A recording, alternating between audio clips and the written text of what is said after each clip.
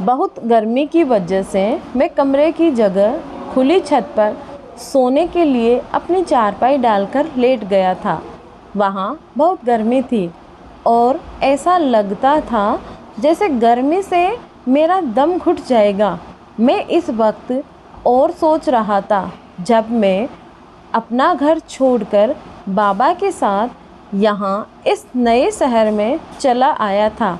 मुझे अपनी जगह लेटे काफ़ी देर गुजर गई थी। मेरी आँखों से नींद कोसों दूर थी। मैं बस इधर से उधर करवटें बदल रहा था कि अचानक ही मुझे दर्दनाक चीखों की आवाज़ सुनाई दी और मैं घबराकर उठ बैठा था। ऐसा लग रहा था जैसे कोई बहुत तकलीफ़ में चीख रहा हो। मैंने इधर उधर निगाह दौड़ाई लेकिन हर तरफ सन्नाटा था। आज तो पत्ते हिलने से इनकार कर रहे थे, जिसकी आवाज़ बहुत सी हल्की सुनाई दी थी। और जब दोबारा आवाज़ न आई तो मुझे लगा कि शायद मुझे वहम हो गया है या गर्मी ने मुझे पागल कर दिया है। आधी रात को इंसान को ऐसे ही ख़यालात आते हैं और मैं तो अपनी पहली बार इस खुली छत पर सो रहा था। लेकिन कुछ ही देर में दोबारा वही दर्दनाक चीखों की आवाज़ सुनाई दी। तो मुझे लगा कि जैसे यह चीखें कानों में पड़ी तो मुझे यकीन हो गया कि यह मेरा वहम नहीं है, बल्कि वाकई कोई दर्द से चिल्ला रहा है। लेकिन कौन? और जब मैंने इस धीमी धीमी आवाज़ का एहसास किया तो मुझे पता चला कि आवाज़ हमारे पड़ोस वाले घर से आ रही है। मैं अच्छी तरह जानता था कि इस घर में कौन लोग रहते हैं, लेकिन रात के इस पहर उनके घर से इस तरह की आवाज़ आना अजीब था। मैं घबरा गया कि कहीं वह लोग किसी परेशानी में ना हो, लेकिन मेरा उनसे इतना ज़्यादा वास्ता नहीं था कि मैं मुंह उठाकर रात के इस पहर उनके घर में चला जाता। कुछ देर तक चीखों का सिलसिला यूं ही चलता रहा और मैं बेचैनी से यहाँ वहाँ चलता रहा। फिर कई घंटों बाद यह सिलसिला बंद हुआ तो मुझे नींद भी आ गई। लेकिन अगली सुबह मेरी आँख खुली तो यह बात मेरे दिमाग के किसी हिस्से में बैठ गई थी कि रात पड़ोस वाले घर में कुछ ना कुछ ऐसा हो रहा था जो गलत था। लेकिन मैं इस बात को किससे पूछता और ऐसा क्या करता जो मुझे पता चलता कि पड़ोसियों की आवाज़ क्यों आ रही थी। मैं उन्हीं सोचों में उलझा हुआ था कि बाबा ने मुझे हुक्म सुना दिया कि जब तक हम इस शहर में हैं मुझे यही नौकरी करनी है और मुझे नौकरी ढूंढने शुरू कर देनी चाहिए। मैंने बाबा को आगे एक अच्छे बेटे की तरह सिर झुका लिया और उसी दिन से नौकरी की तलाश में निकल गया। आसान तो नहीं था। मैं जानता था कि मुझे बाबा चाहते तो किसी अच्छी कंपनी में जॉब दिलवा सकते थे, लेकिन मेरे बाबा बहुत ईमानदार और उसूलों के पक्के थे। वह सिफारिशों के खिलाफ थे और चाहते थे कि मैं अपनी मेहनत से ज़िंदगी में आगे बढ़ूं। और बचपन से ही हमें भी यही सिखाया था। इसीलिए हमें बाबा की पोस्ट का फ़ायदा उठाने की आदत बिल्कुल भी नहीं थी। सारा दिन धूप गर्मी में नौकरी के लिए परेशान होकर मैं शाम को घर लौट आया था। फिर जब भी मैंने पड़ोस वाले लोगों को उनके घर से बाहर निकलते देखा, वह दोनों ही किसी बात पर मुस्कुरा रहे थे और ऐसा लग ही नहीं रहा था जैसे रात के वक्त उनके घर में कुछ हुआ हो। इस बात में मुझे बहुत हैरान कर दिया। इतना तो मैं हैरान कभी नहीं हुआ था कि आखिर यहाँ हो क्या रहा है। मैं ये सब सोच ही रहा था। यह चीज़ें उन्हें घर से आ रही थी और इस ही बुड्ढे की थी जो इस वक्त मेरे सामने मौजूद था। अब क्या?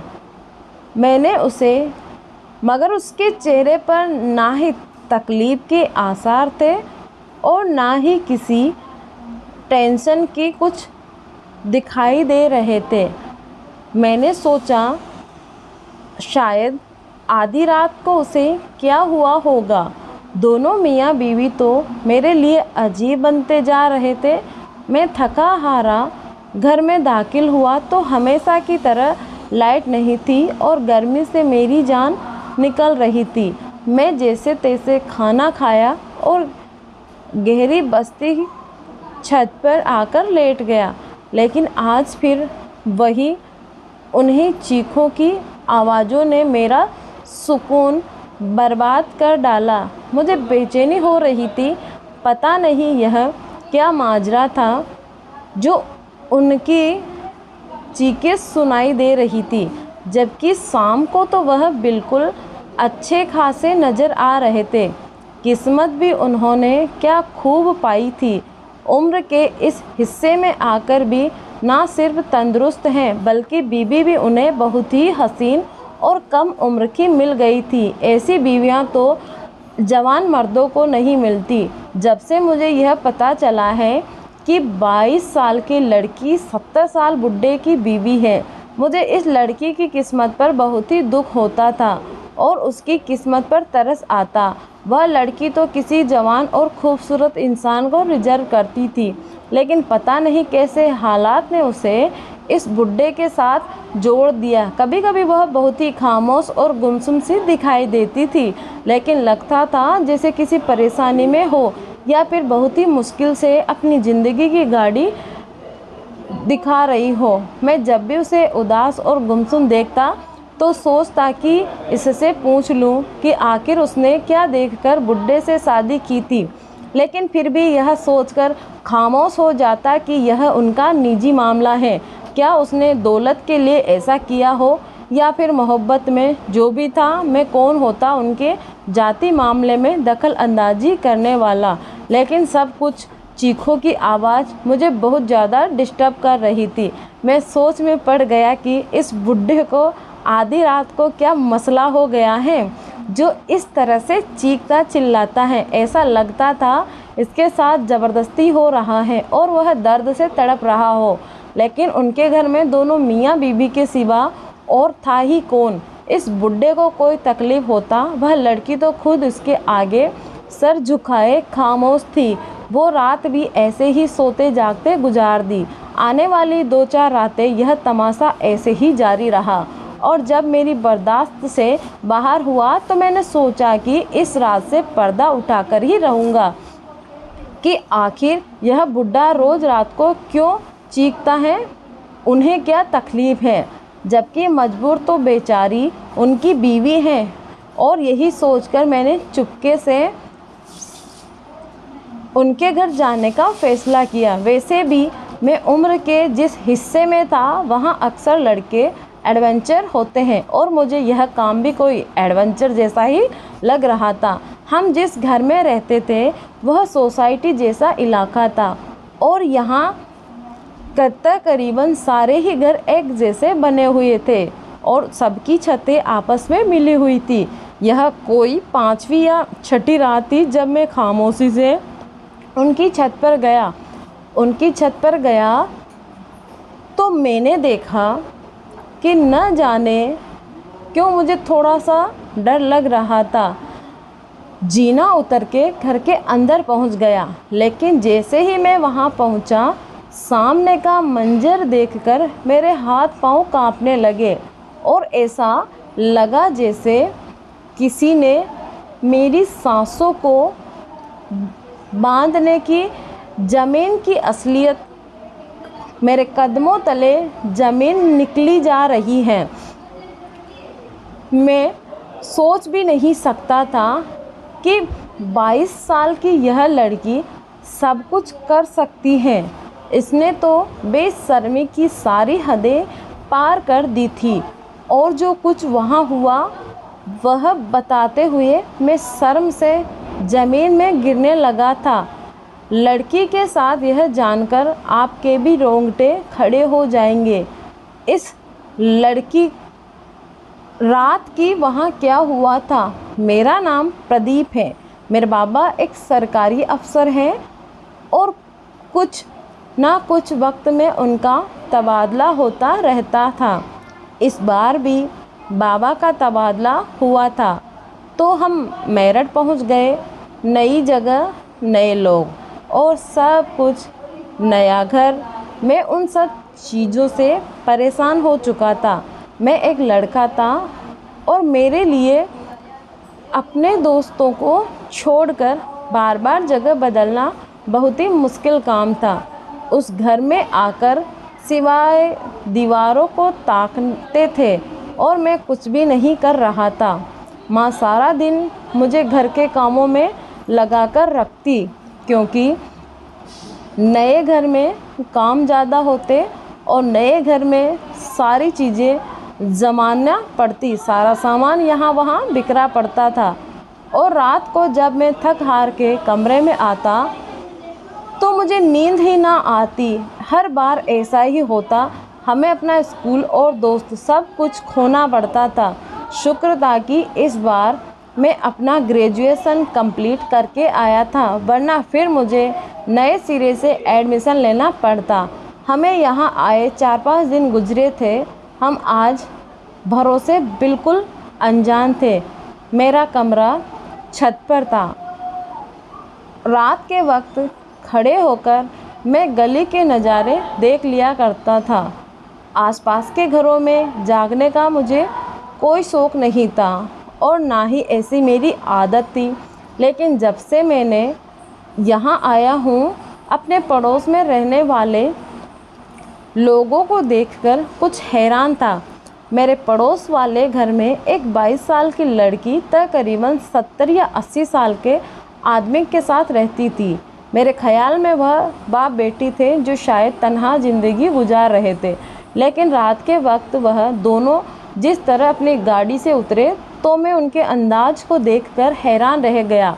वह 22 साल की लड़की जिस तरह उस 70 साल के मर्द का हाथ थामकर घर में दाखिल होने लगा ही नहीं था कि यह बाप बेटी है और यह बात मुझे परेशान कर रही थी।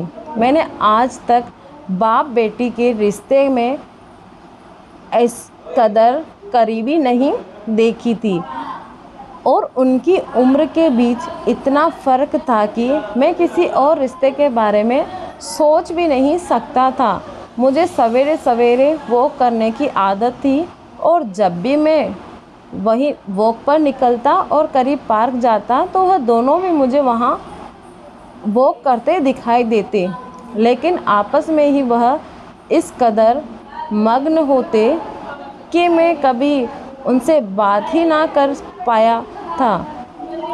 मगर उनका रिश्ता मेरे लिए एक अनोखी पहेली था। बाप बेटी वाले नहीं थे और मियाँ बीवी कहीं से लगते नहीं थे। वह लड़की कभी घबराई हुई दिखाई देती तो कभी बहुत उदास। मैं हर वक्त गौर से उसका चेहरा पड़ा करता था, पर जब मुझे उन दोनों पर मेरी नज़र पड़ती तो मैं सोचता है उनके रिश्ता होगा, एक हफ्ते में हो गया हो या फिर कोई और वजह रही हो। माँ ने खुशी खुशी हमारे यहाँ पर एक हफ्ता गुजरने के बाद माँ कहने लगी, जाओ पड़ोस में यह हलवा दे आओ। दिल तो मेरा बिल्कुल भी नहीं चाह रहा था कि मैं इतनी गर्मी में घर से बाहर निकलूं, लेकिन पड़ोस के नाम पर मैं खड़ा हो गया था। इसी बहाने मैं उनसे बातचीत कर सकता था और फिर मुझे पता चला कि वह दोनों बाप बेटी हैं। या फिर उनके दरमियान कोई और रिश्ता है। वह लड़की भी ना जाने क्यों उदास रहती थी। हलवे की प्लेट लिए मैं उनके दरवाजे पर पहुंचा। चौकीदार ने बताया तो मुझे अंदर लिया गया। यह एक आलीशान बंगला था। बाहर से तो इतना अच्छा मालूम ना होता था, लेकिन अंदर से हर चीज़ यहाँ बहुत कीमती था। बहुत ही देर में वह 22 साल की लड़की ड्राइंग रूम में आई तो मैं उसे देखकर खड़ा हो गया। बल्कि वह निहायत ही हसीन और खूबसूरत थी। इसके लंबे काले बाल कमर तक लहरा रहे थे और चेहरे पर सही में मुस्कुराहट अंधेरी रात में जाने की तरह मालूम हो रही थी। उसने मुझे बैठने का इशारा किया और खुद भी मेरे सामने टांग पर टांग जमाकर खड़ी खूबसूरती और नज़ाकत से बैठ गई। इसके अंदाज में आज भी मुझे ऐसा ही था जो खाने पर मजबूर कर रहा था। मैंने उसे बताया कि मेरा नाम प्रदीप है और मैं पड़ोस वाले घर में नया शिफ्ट हुआ हूँ, इसीलिए मेरी माँ ने यह हलवा बनाकर भेजा है। इसमें मुलाजिम को हलवे की प्लेट उठाने का इशारा किया और बताने लगे कि मेरा नाम प्रिया है और हम 8 महीने से इस घर में रहते हैं। इसका लहजा बहुत ही खूबसूरत था। कोई भी जवान लड़का इस पर दिल हार सकता था और मुझे भी यह पहली ही नज़र में पसंद आ गए थे। उसकी आंखों की उदासी भी इसकी खूबसूरती को बढ़ा रही थी। इससे पहले कि मैं खुद से उसे कोई सवाल करता, वह 70 साल का बुढ़ा कमरे में दाखिल हुआ। मैंने उसे फ़ौरन अदब से नमस्ते किया। वह कम मेरे दादा की उम्र का था। मैं उस बुढ़े से मेरा इंट्रोडक्शन करवाया और बताया कि वह मेरे पति हैं। यूँ मुझे बुरी तरह झटका लगा था। ऐसा लगा था जैसे मेरे सर पर आसमां गिर गया हो।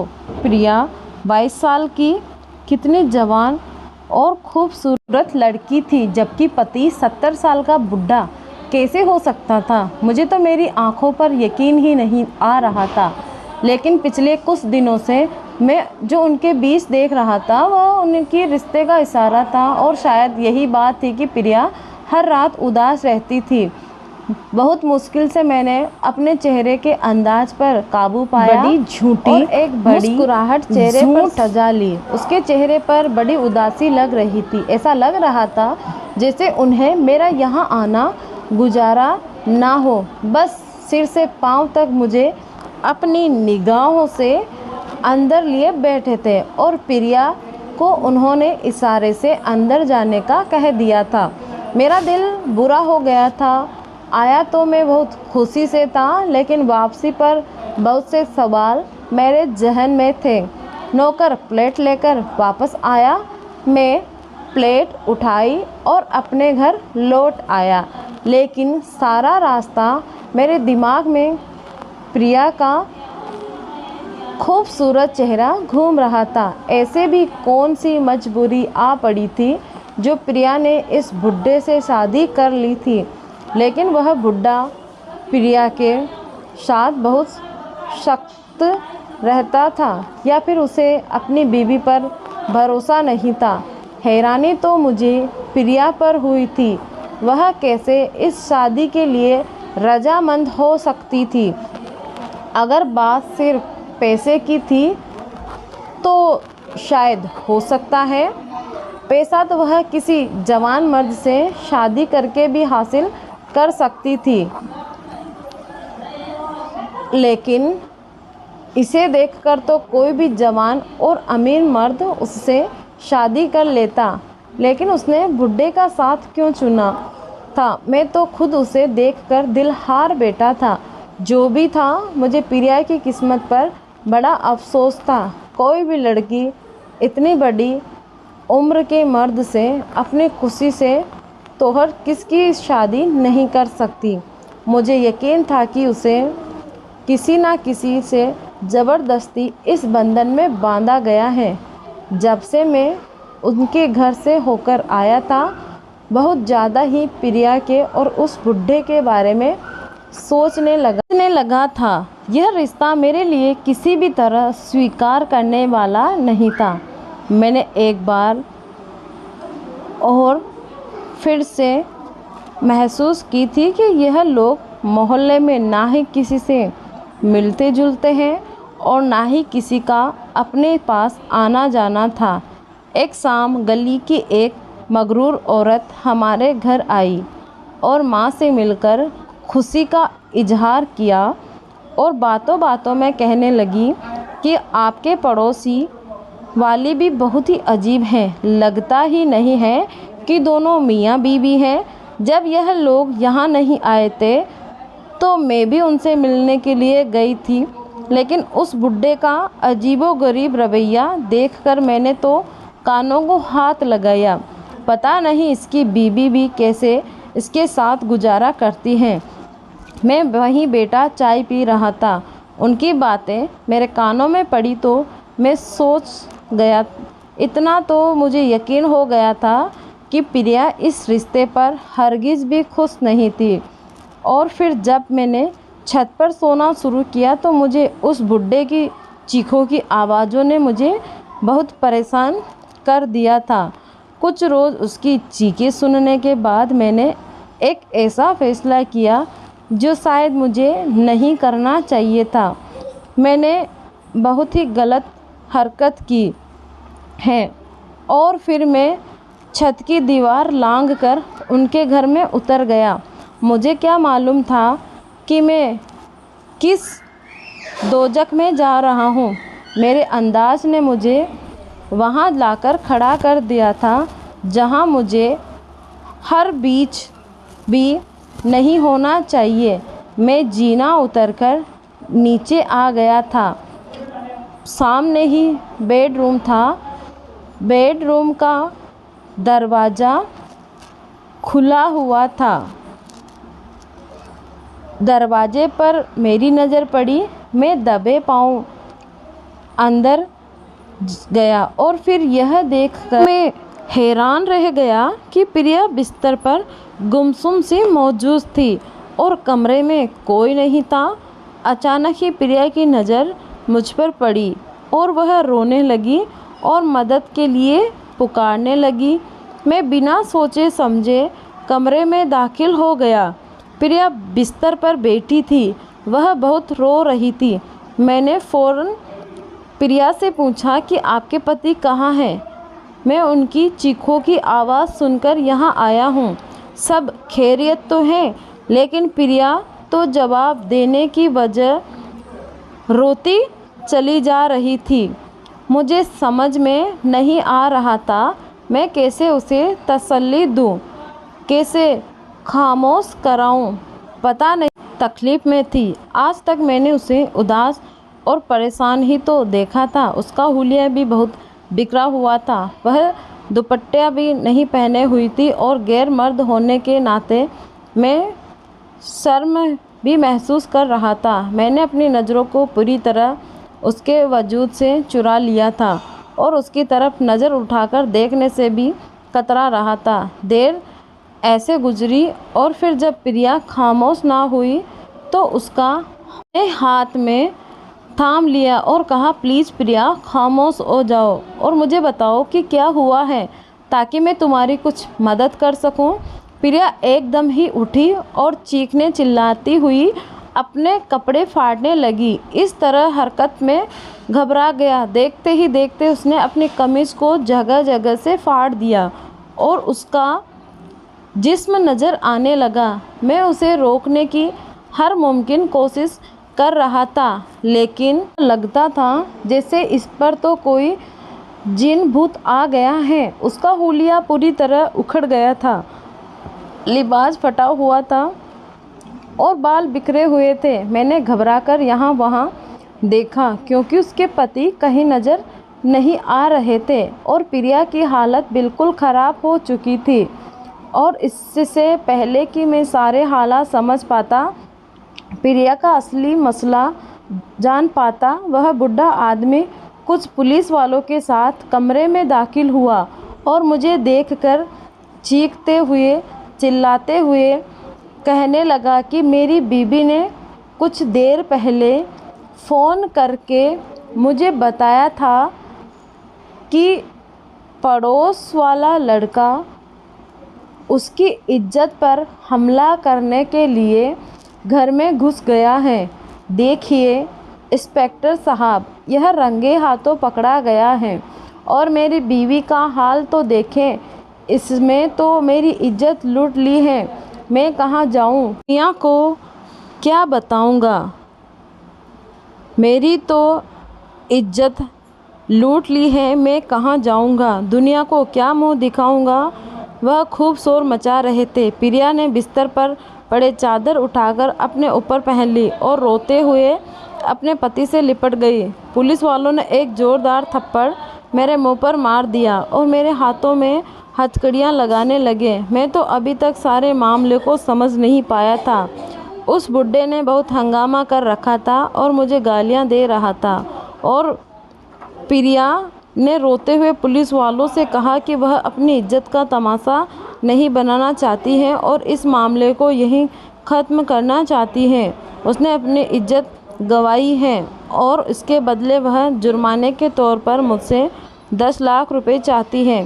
प्रिया की बात सुनकर मैं हक्का बक्का रह गया और आहिस्ता आहिस्ता मुझे हर बात समझ आती चली गई और मैंने अपना सर पकड़ लिया। मैं सोच भी नहीं सकता था कि प्रिया जैसी लड़की हवस में इस कदर अंधी हो सकती है कि अपने ही पति के साथ मिलकर ऐसा घिनौना खेल रच सकती है। पुलिस वालों ने मेरी तरफ देखा और कहने लगा, क्यों भाई, तूने एक जवान लड़की की इज्जत पर हमला किया है और उसके पति की गैर मौजूदगी में इस कमरे में पहुंच गया है। अब बताओ, जेल जाकर सलाखों की गेंद काटेगा या फिर इस जुर्माने का पूरा कर पाएगा? मेरी हालत ऐसी थी कि काटो तो खून नहीं, किसी जुर्म में मैं बुरी तरह फंस चुका था और वह भी ऐसा घटिया इल्ज़ाम कि मैं शर्म से ज़मीन पर गया था। मैंने पुलिस वालों को यकीन दिलाने की कोशिश की कि मैं बेकसूर हूँ और उन दोनों मियाँ बीबी ने बाकायदा प्लान बनाया हुआ था मुझे फंसाने का, लेकिन पुलिस वाले तो मेरी एक ना सुन रहे थे। उसके इस बयान ने मुझे रंगे हाथों पकड़ा था। मैंने एक नज़र चालाक प्रिया पर डाली जो अपने पति के गले लगी हुई थी और उसका पति उसे ऐसे तसल्ली दे रहा था जैसे वाकई में मैंने उसकी इज्जत पर हमला किया हो। जब पुलिस वालों ने मेरी किसी बात पर कोई एतबार ना किया और मुझे मजबूर करने लगे, या तो मैं प्रिया का जुर्माना पूरा करूं या फिर जेल की सलाखों के पीछे चक्की पीसूं। मैंने मजबूरन जुर्माना पूरा करने की हामी भरी और पुलिस वालों ने कहा कि मैं अपने बाबा को बुलवाना चाहता हूं। कुछ ही देर में मेरे बाबा मौके पर पहुंच गए और जब सारी बात उनके सामने आई तो मैं हैरानी से मुझे देखने लगे और कहने लगे कि मैं हरगिज़ इस बात पर यकीन नहीं कर सकता कि मेरी औलाद ने किसी गैर औरत की तरफ निगाह डाली हो। मैं ऐसे लोगों को 1 रुपया भी नहीं दूंगा। आप मेरे बेटे को अपने साथ ले जाइए, मैं वकील बुलाता हूँ और ना सिर्फ अपने बेटे को बचा लूँगा बल्कि उन लोगों को भी जेल की सलाखों के पीछे डालूँगा। मैं कोई मामूली आदमी नहीं हूँ बल्कि एक बड़ा ऑफिसर हूँ। मैं कभी अपने रुतबे का नाजायज़ इस्तेमाल नहीं किया। मैं चाहूँ तो एक फ़ोन कॉल करके इस किस्से को निपटा सकता हूँ, लेकिन हरगिज़ भी अपनी पोस्ट का फ़ायदा नहीं उठा लूँगा। मगर इसका मतलब हरगिज़ नहीं है कि उन जैसे लोग हमारी शराफत का फ़ायदा उठाए। जब पुलिस वालों को बाबा के बारे में पता चला तो उनके लहजों में खुद ब खुद इज्जत आ गई और वह बुड्ढा और प्रिया को तो हवा ही रुखसत करने लगी। वह दोनों हमें कोई आम से सीधे साधे लोग समझते थे। उनकी ब्लैकमेलिंग में आकर जैसे तैसे 10 लाख अरेंज कर देते और इसीलिए उन्होंने मुझे अपना निशाना बनाने का इरादा किया था। उन्हें हरगिज़ भी अंदाज़ा नहीं था कि मेरे बाबा इतनी पोस्ट पर होंगे। दरअसल मेरे बाबा ने कभी भी अपना सरकारी अफसर होने पर घमंड नहीं किया था और ना ही कभी हमारे अंदाज इस बात को दिखाते थे। जब प्रिया और उसके पति को इस बात का एहसास हुआ कि इस बार उन्होंने गलत जगह हाथ डाला है, तो वह खुद ही पुलिस वालों से कहने लगे, उन्हें मुझसे कुछ भी नहीं चाहिए। लेकिन बात तो मेरी इज्जत पर आ गई थी और बाबा भी पीछे हटने वाले नहीं थे। इसीलिए बाबा ने उनके खिलाफ दर्ज करवाया और पता चला कि वह लोग यह फ्रॉड पहले भी कहीं लोगों के साथ कहीं जगह पर कर चुके हैं। वह लोग बात कभी पुलिस तक ना जाने देते और पैसे लेकर रफू चक्कर हो जाते। सीधे साधे मासूम लोग अपनी इज्जत बचाने के खातिर उन लोगों को अपनी उम्र भर की जमा पूंजी दे दिया करते थे और बाबा ने तो उनको जेल की सलाखों के पीछे पहुंचा दिया। बाबा ने मुझे भी खूब डांटा कि मैं ऐसे किसी के घर में बिना बताए जो रास्ते में दाखिल हो सकता हूँ, पर मुझे मेरी सज़ा मिल चुकी थी, क्योंकि वह कुछ वक्त जो मैंने प्रिया के कमरे में पुलिस वालों ने गुजारा था, वह मेरे लिए किसी मजबूरी जैसा था। मैंने ऊपर वाले से माफ़ी मांग ली थी कि आइंदा मैं कभी किसी के घर में इस तरह नहीं जाऊंगा। और मुझे इस बात की समझ आ गई थी कि हर मासूम चेहरा मासूम नहीं होता, बल्कि प्रिया जैसे मक्कार से भी इस दुनिया में आज भी हैं, जो लड़कों को अपने मासूमियत के जाल में फंसाकर उन्हें बर्बाद कर देती हैं। कभी मैं सोचता हूँ कि उन दोनों मियाँ बीबी ने कितनी चालाकी से जाल बिछाया था कि मेरे जैसा पढ़ा लिखा लड़का भी उनके झांसे में आ गया था। क्या आपने कभी ऐसी लड़कियां देखी हैं जो पैसों की खातिर हवस की सारी हदों को पार कर देती हैं? दोस्तों, कहानी कैसी लगी आज आपको कमेंट में ज़रूर बताना होगा। धन्यवाद।